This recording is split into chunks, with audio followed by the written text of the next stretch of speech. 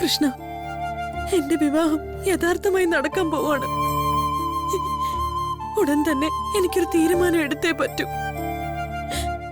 ഒന്നുകിൽ ഇവിടെയുള്ളവരെ തീരുമാനിക്കുന്നത് പോലെ മുന്നോട്ട് പോണം. വേറൊരാളുടെ താലിക്ക് തല കുനിച്ചു കൊടുത്തുള്ള ഭാര്യയുടെ വേഷം കെട്ടൽ, അല്ലെങ്കിൽ ഇതുവരെയുള്ള എല്ലാ സത്യങ്ങളും തുറന്നു പറഞ്ഞു എല്ലാവരുടെയും ദേഷ്യവും വെറുപ്പും ഏറ്റുവാങ്ങി അഭയം നൽകിയ ഈ വീട് ഉപേക്ഷിച്ച് പുറത്തു പോവുക.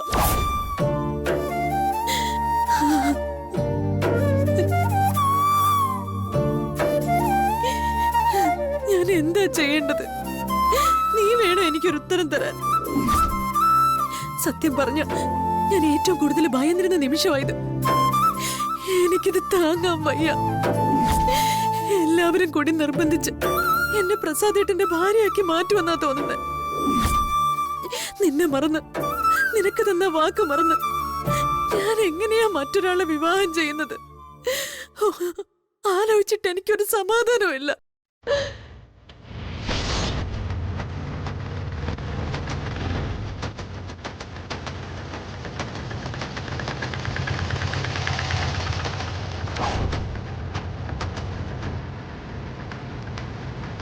എത്രയാ? ഞാനിപ്പോ എത്ര നിസ്സഹായാണെന്നറിയാമോ? വളർന്നതിന് ശേഷം ഞാൻ ഒരിക്കലും നിന്നെ നേരിട്ട് കണ്ടിട്ടില്ല. ഇനിയെങ്കിലും നീ ഇപ്പൊ എവിടെയാണെന്നെങ്കിലും എന്നെ ഒന്ന് അറിയിക്കേ. എങ്ങനെയെങ്കിലും നിന്റെ മുഖം ഒന്ന് എനിക്ക് കാണിച്ചതാ. എന്റെ മുന്നിൽ ഒന്ന് പ്രത്യക്ഷപ്പെട് പ്ലീസ്.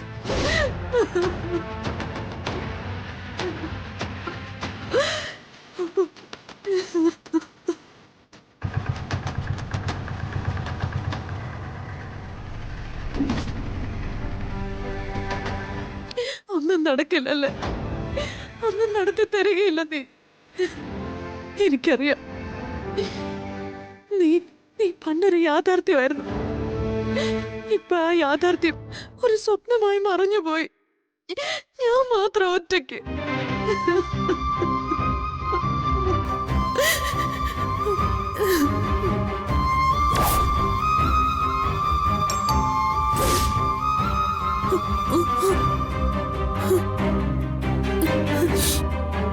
പ്രസാദേട്ടന്റെ അമ്മ വന്നെന്ന് തോന്നുന്നു.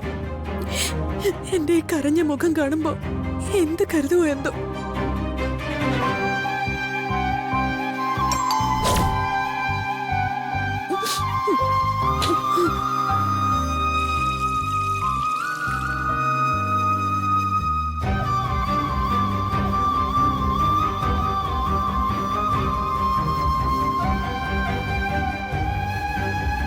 അഞ്ജലി ഇവിടെ ഉണ്ടെന്നാണല്ലോ പുഷ്പം പറഞ്ഞത്.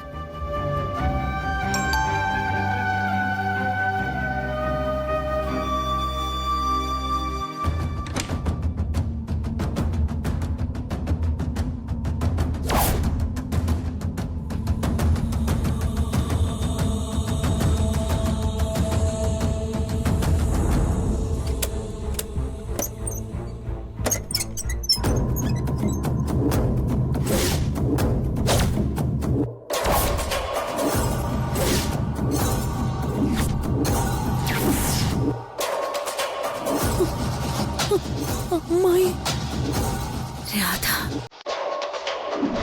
ഒരുപാട് കാലം കൊണ്ട് മോഹിക്കുന്നതാ ഞാൻ കൃഷ്ണേട്ടനെ നേരിട്ടൊന്ന് കാണണമെന്ന്. ഇന്നെങ്കിലും നിങ്ങൾ അതിനൊന്ന് അനുവദിക്കണം. മേഘനാഥനെ നേരിടാനുള്ള ശേഷിയൊന്നും പാവം ഞങ്ങളുടെ മകനില്ല. അയാളോട് എതിരിട്ട് നശിക്കാൻ ഞങ്ങൾ ഞങ്ങളുടെ മകനെ അനുവദിക്കുകയില്ല. നീ പോ, ഞങ്ങളുടെ മുന്നിൽ നിന്ന് പോവാൻ.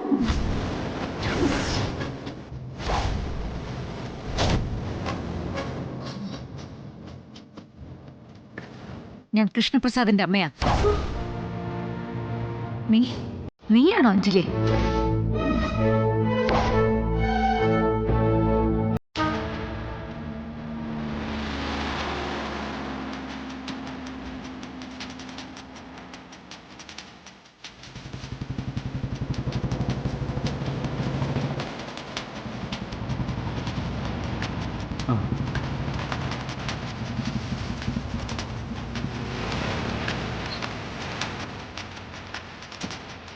എത്ര നേരമായി പ്രസാദേട്ടാ ഞാൻ നോക്കി നിൽക്കുന്നു.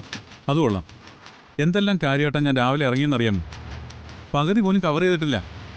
നീ അത്യാവശ്യമായിട്ട് കാണണമെന്ന് പറഞ്ഞുകൊണ്ട് മാത്രം ഞാൻ ഇങ്ങോട്ട് വന്നതാ. വെറുതെ എന്തായാലും ഞാൻ ഏട്ടനെ വിളിക്കില്ലല്ലോ. ഫോണിൽ കൂടെ പറയാൻ പറ്റാത്ത എന്ത് കാര്യമാണ് ഉള്ളത്? ഏട്ടാ, രാവിലെ അച്ഛനും അമ്മയും വീട്ടിൽ വന്നിരുന്നു. അതെന്താ പെട്ടെന്ന് ഒരു മുന്നറിയിപ്പും ഇല്ലാതെ? അയ്യോ, അഞ്ജലി ആര്യയൊക്കെ ഉണ്ടായിരുന്നു വീട്ടില്. ചേച്ചി ആരെയൊക്കെ പുറത്തു പോയിരുന്നു. ഓ, അത് മഹാഭാഗ്യായി. എന്തു ഭാഗ്യം! ഞാനും ആരതിവാ അച്ഛൻ്റെ അമ്മയുടെ മുന്നിൽ ചെന്ന് പെട്ടത്. അയ്യോ, അവൾ എന്റെ ഭാര്യയാണെന്ന് എനിക്ക് സമ്മതിക്കേണ്ടി വന്നു. എന്ത് പണിയാടാ നീ കാണിച്ചത്? അതൊക്കെ ഒരു നയത്തിൽ അവതരിപ്പിക്കേണ്ട സംഗതിയല്ലായിരുന്നോ? അതിന് അവര് കേറി വരുമെന്ന് ആരും പ്രതീക്ഷിച്ചില്ലല്ലോ. ഞങ്ങളുടെ സംസാരവും വഴക്കും കേട്ടോണ്ടാ അച്ഛനും അമ്മയും വന്നത്. ഓ, ചെവിക്കൽ തീർക്കുന്ന അടിയായിരുന്നു. ഒരു വിധത്തില തടി രക്ഷപ്പെട്ടത്. ഇതിപ്പോ ആകെ പ്രശ്നമാവുമല്ലോ. എന്നിട്ടിപ്പോ എന്താ വീട്ടിലെ അവസ്ഥ? എനിക്കറിയില്ല. ഹരി പുഷ്പഞ്ചേട്ടൻ ഉണ്ടായിരുന്നു അവിടെ. ആരതിയെ കൊണ്ടുവിട്ടിട്ട് ഞാൻ ഈ വഴി തന്നെ നിൽപ്പാ. വൈകുന്നേരം വീണ്ടും വീട്ടിൽ കയറി ചെല്ലുന്ന കാര്യം ഓർത്തിട്ട് എനിക്ക് ഇപ്പോഴേ നെഞ്ചിൽ തീയാ. ശരി, നീ പേടിക്കണ്ട. നടന്നത് നടന്നു കഴിഞ്ഞില്ലേ. ഇപ്പൊ എന്തായാലും ഒന്ന് തണുത്തിട്ടുണ്ടാവും.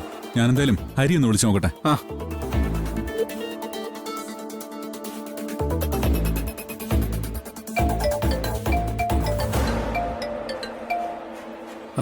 വലിയേട്ടനാണല്ലോ. കാര്യങ്ങളൊക്കെ അറിഞ്ഞു കാണുമോ എന്തോ. ഹലോ വലിയേട്ടാ. എടാ, ഞാനിവിടെ മുരളിയുടെ അടുത്തുണ്ട്. വീട്ടിൽ എന്തൊക്കെയോ പ്രശ്നങ്ങളൊക്കെ ആയെന്ന് കേട്ടല്ലോ. കേട്ടതൊക്കെ ശരിയാ. അച്ഛനിപ്പം ട്രിപ്പിട്ട് കിടക്കുക. അയ്യോ, തീർന്ന ഡിസ്ചാർജ് ചെയ്യാന്ന് പറഞ്ഞിട്ടുണ്ട്. ട്രിപ്പോ? അതിന് അച്ഛനിപ്പോ ഹോസ്പിറ്റലാണോ? അയ്യോ. അതെ, വീട്ടിൽ വന്ന് കാര്യങ്ങളൊക്കെ അറിഞ്ഞപ്പോൾ അച്ഛന് പെട്ടെന്നൊരു നെഞ്ചുവേന വന്നു. ഉടൻ തന്നെ ഇവിടെ ഹോസ്പിറ്റലിൽ കൊണ്ടുവന്നു ഞങ്ങൾ. സമയത്തിന് എത്തിയതുകൊണ്ട് കുഴപ്പമൊന്നും ഉണ്ടായില്ല. ഞാൻ ആകെ അപ്സെറ്റായി പോയി. അതുകൊണ്ടാണ് ഞാൻ വലിയേട്ടനെ വിളിക്കാതിരുന്നത്. എടാ മുരളി, നിന്റെ ആരതിയുടെ കാര്യം അറിഞ്ഞിട്ടേ അച്ഛന് നെഞ്ചുവേദന വന്നെന്ന് ഹോസ്പിറ്റലായിപ്പോ. ഇതൊക്കെ ഇപ്പൊ അച്ഛനോട് പറയേണ്ട വല്ല കാര്യം ഉണ്ടായിരുന്നോ? അച്ഛൻ ഹോസ്പിറ്റലില്. ഹലോ വലിയേട്ടാ, അതെ, കൊച്ചേട്ടന്റെ കാര്യം അറിഞ്ഞിട്ടല്ല അച്ഛന് കുഴപ്പമുണ്ടായത്. പിന്നെന്ത് പറ്റിയതാ? വലിയേട്ടന്റെയും അഞ്ജലി ചേച്ചിയുടെയും വിവാഹ കാര്യം അറിഞ്ഞിട്ട്.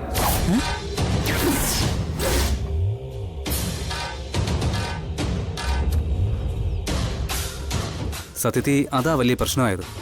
അമ്മയെന്ന് തളർന്നു പോയെന്നേ ഉള്ളൂ. പക്ഷേ എല്ലാവരും കൂടി ചതിച്ചു കളഞ്ഞെന്നുള്ള ഫീലായപ്പോൾ അച്ഛൻ വീണുപോയി. എടാ, അത് പിന്നെ എന്റെ അഞ്ജലിയുടെ കാര്യമല്ലേ. എന്തിനാ അതിപ്പോ അച്ഛനോട് പറയാൻ പോയേ? അയ്യോ. എന്നായാലും അച്ഛൻ അറിയേണ്ടതെന്നാ പുഷ്പൻ ചേട്ടൻ്റെ ആറ്റിറ്റ്യൂഡ്. അതിൻ്റെ കോൺസിക്വൻസ് എന്നായാലും നമ്മൾ ഫേസ് ചെയ്തല്ലേ പറ്റൂന്ന് ചിന്തിച്ച് എല്ലാം തുറന്നു പറയുമായിരുന്നു. കുറേ ദേഷ്യപ്പെടുമെന്നല്ലാതെ അച്ഛൻ ഇങ്ങനെയൊക്കെ സംഭവിക്കുമെന്ന് വിചാരിച്ചതേയില്ല.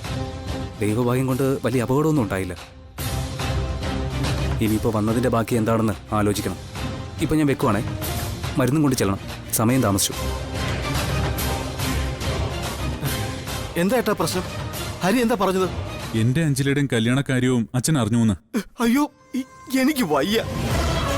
ഇപ്പൊ കുരുക്കമ്മ കുരുക്കായി അഴിയ കുരുക്കായല്ലോ.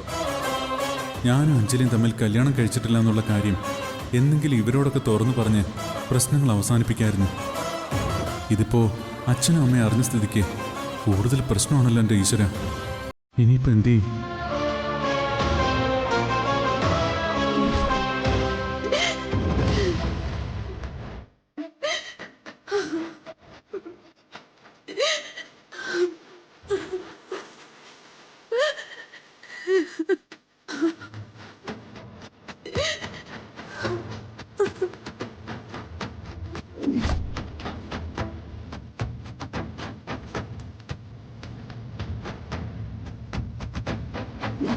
എന്റെ ഈശ്വര, എത്ര വിചിത്രമാണ് ഓരോരോ സംഭവങ്ങൾ.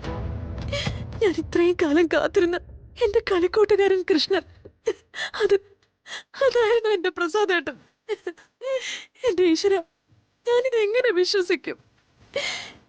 എന്റെ ഈശ്വര, എനിക്ക് എപ്പോഴും കൂട്ടായി നടന്ന എന്റെ പ്രസാദേട്ടൻ എന്റെ കൃഷ്ണനായിരുന്നോ? എന്റെ കൃഷ്ണേട്ടൻ.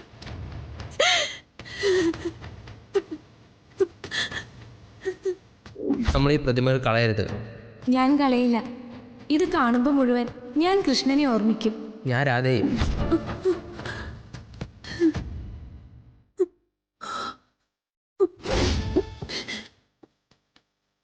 ഞാൻ ഇത്രയും കാലം ഈ പാവയെ സൂക്ഷിച്ചു വെച്ചു. കൃഷ്ണേട്ടൻ അത് സൂക്ഷിച്ചു വെച്ചിട്ടുണ്ടാവുമെന്ന് ഉറപ്പാ.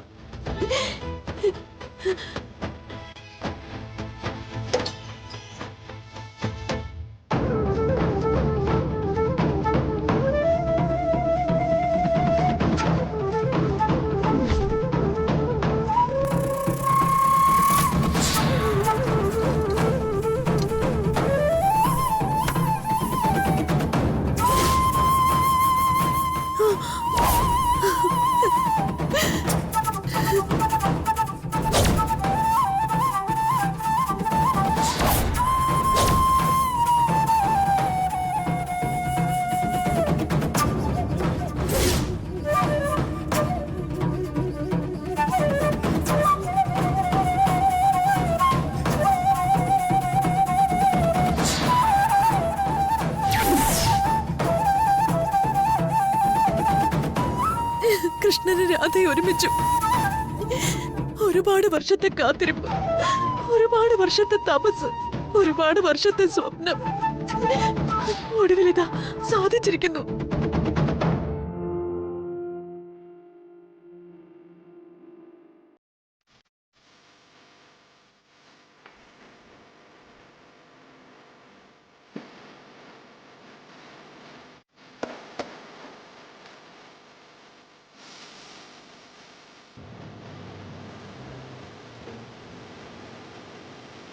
എന്റെ ജീവിതത്തിലെ ഏറ്റവും വലിയ ആഗ്രഹമായിരുന്നു ഇത്.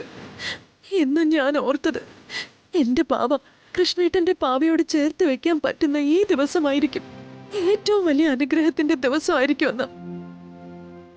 പക്ഷെ ദൈവം നിശ്ചയിച്ചിരിക്കുന്നത് മറിച്ചാണെന്ന് ഇന്ന് എനിക്ക് മനസ്സിലായി. ഇന്ന് ഈ ദിവസം എന്റെ ജീവിതത്തിലെ ഏറ്റവും വലിയ ശാപത്തിന്റെ ദിവസം. മറ്റാരുമല്ല ആ ശാപം എനിക്ക് നൽകിയത്, കൃഷ്ണേട്ടന്റെ സ്വന്തം അമ്മ തന്നെ.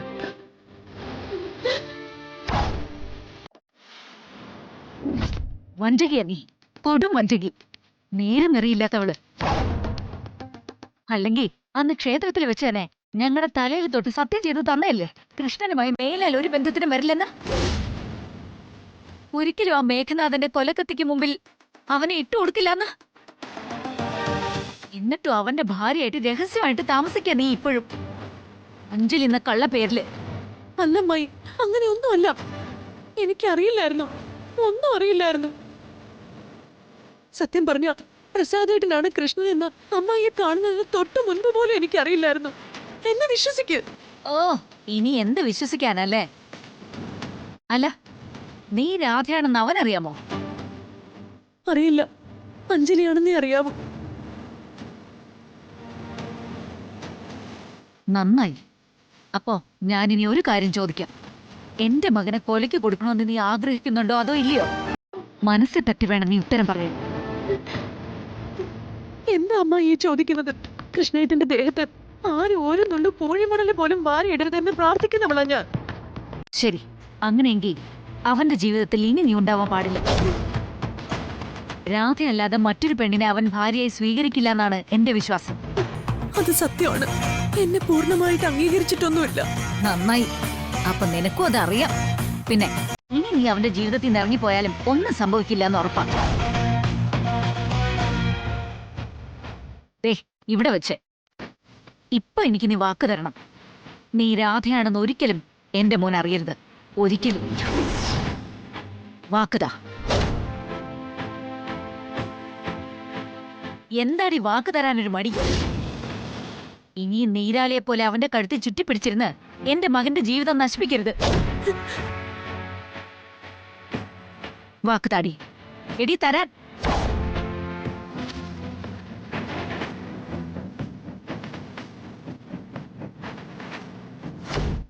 വാക്ക്. ഞാനായിട്ടൊരിക്കലും നിങ്ങളുടെ മകനെ ഒന്നും അറിയിക്കില്ല. ഇത് സത്യം.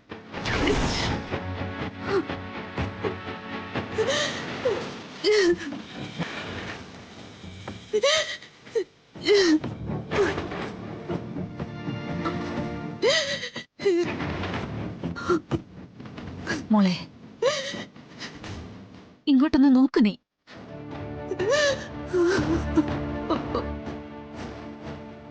സത്യം പറഞ്ഞ അമ്മായിക്ക് നിന്നോട് ഒരു ദേഷ്യമില്ല. മറിച്ച് എന്നും നിന്നെ ഇഷ്ടപ്പെട്ടിട്ടേ ഉള്ളൂ. എന്റെ മകന്റെ ഭാര്യയായി നീ തന്നെ വരണമെന്ന് ഒരുപാട് ആഗ്രഹിച്ചിട്ടുണ്ട്, ഞാൻ പ്രാർത്ഥിച്ചിട്ടുണ്ട്. പക്ഷെ ആ മേഘനാഥൻ എന്തിനും മടിക്കാത്ത ചെകുത്താനായി വേഷം കെട്ടി നിൽക്കുമ്പോ ഞാൻ എങ്ങനെ നിങ്ങളുടെ കൂടെ നിൽക്കും? എന്നേക്കാൾ വിരോധം ചന്ദ്രേട്ടനാ. പുറമേ ചാട്ടവും ദേഷ്യവും ഒക്കെ കാണിക്കുമെങ്കിലും മനസ്സിന് കട്ടിയില്ലാത്ത മനുഷ്യനാ ചന്ദ്രേട്ടൻ.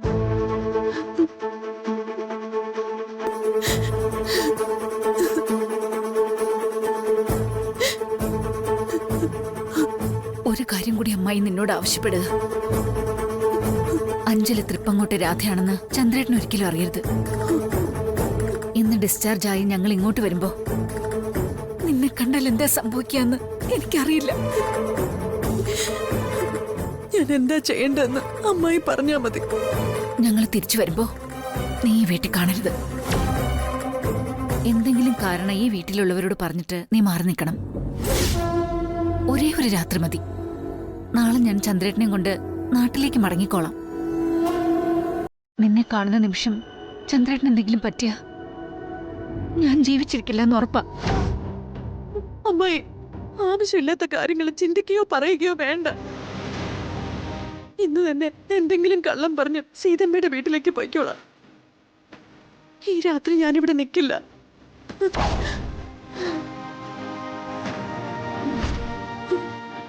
വാക്കാണ്.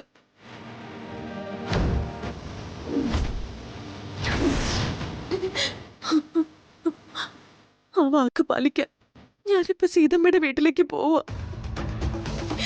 ഇത്രയും കാലം ഒരുമിച്ച് കഴിഞ്ഞിട്ടും പ്രസാദേട്ടനാണ് എന്റെ കൃഷ്ണനെന്ന് ഞാൻ തിരിച്ചറിയാതെ പോയി. ഇനി പക്ഷെ പ്രസാദേട്ടനോടെല്ലാം തുറന്നു പറയാൻ എനിക്ക് അനുവാദവുമില്ല. എന്തുകൊണ്ടാ നിങ്ങൾ ഒരുമിച്ചിട്ട് ഞങ്ങൾക്ക് ഒരുമിക്കാൻ കഴിയാത്തത്? എന്തുകൊണ്ടാ എനിക്ക് മാത്രം വീണ്ടും വീണ്ടും സങ്കടങ്ങൾ മാത്രം തരുന്നത്? എന്തുകൊണ്ടെന്ന് പറ.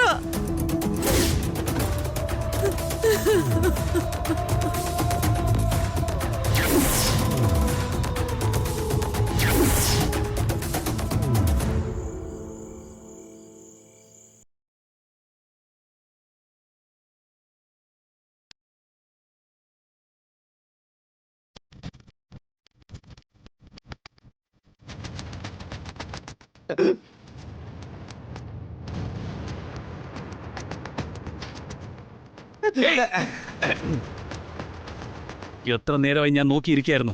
എവിടെ പോയി കിടക്കായിരുന്നു താൻ? അത് പിന്നെ സാറ് വിശക്കുന്നുണ്ടല്ലേ, മരുന്ന് കഴിക്കണ്ടല്ലേ? ഞാൻ ഫുഡ് എടുത്ത് വയ്ക്കാം. ഒരു മിനിറ്റ്. അവിടെ നിൽക്കണോ? തന്നോട് ഞാൻ ഫുഡ് വേണമെന്നാണോ പറഞ്ഞത്? അത് പിന്നെ വെള്ളമാണല്ലേ വേണ്ടത്, ഗുളി കഴിക്കണമല്ലേ? 1.5 മിനിറ്റ്. അവിടെ നിൽക്കണോ? താനെന്താ ആളെ വിഡ്ഢിയാക്കാണോ? രാധയെ കണ്ടുപിടിച്ചോണ്ട് വരാൻ തായങ്കിരി മാർക്കറ്റിലേക്ക് പറഞ്ഞു വിട്ടതല്ലേടോ തന്നെ? അത് പിന്നെ അത് തന്നെ. പിന്നെ എന്താടോ അന്വേഷിച്ച വിവരങ്ങൾ വന്ന് പറയാൻ ഇത്ര താമസം? രാധ എവിടെയാ ഉള്ളത്? താമസ സ്ഥലം കണ്ടുപിടിച്ചോ താൻ? അവനുണ്ടോ കൂടെ? അഹങ്കാരി രക്ഷകർത്താവ്. ഇല്ല സാറേ, ഇല്ല. ഇല്ലേ? ഇല്ലെങ്കിൽ പിന്നെ അവൻ എവിടെ പോയടോ? അല്ല സാർ, അത് പിന്നെ ഏതല്ല ഏത് പിന്നെ?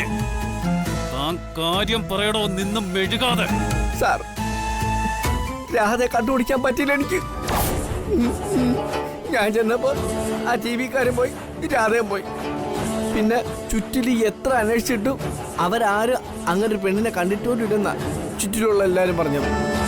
സത്യം പറഞ്ഞ ആട് കിടന്നിടത്ത് 4 പൂട പോലും ഇല്ലാത്ത അവസ്ഥയായി പോയി. അയ്യോ നിന്നെ അയ്യോ സാറേ, അയ്യോ കൊല്ലും ഞാൻ നായേ. അയ്യോ സാറേ, കൊല്ലല്ലേ സാറേ, ഞാനാരും ഇല്ലാത്തവനാണ് സാറേ.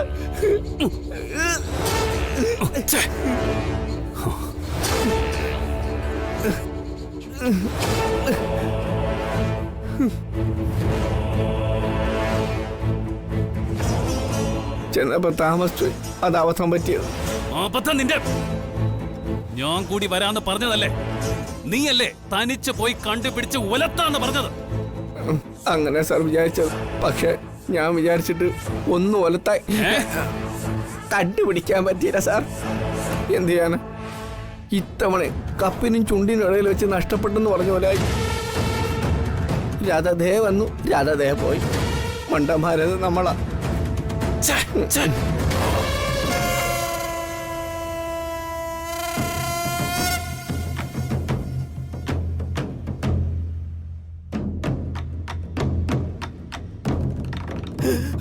അയ്യോ, വേണ്ട സാർ, ഒരു അക്രമം കാണിക്കല്ലേ സാറ്, പ്ലീസ് സാർ. ഓ, മാറോ ഞാൻ മാറൂല, മാറാൻ.